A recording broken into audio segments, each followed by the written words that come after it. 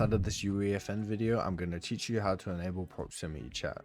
Come up into your outliner in the top right and type in island settings. If you deleted it, you can get it by typing it into the content browser. Just typing in island settings.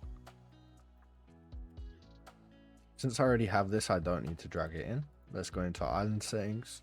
What all we're going to need to do is type in chat. And inside of here, you can see proximity chat. We can go and enable that.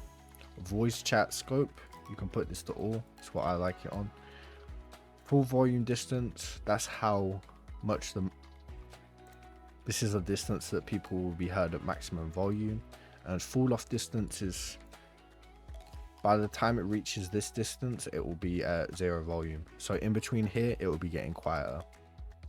Go ahead and subscribe. Use creator code GISMO in the Fortnite item shop if you're an absolute beginner to making Fortnite maps. I've got a link for you in the description.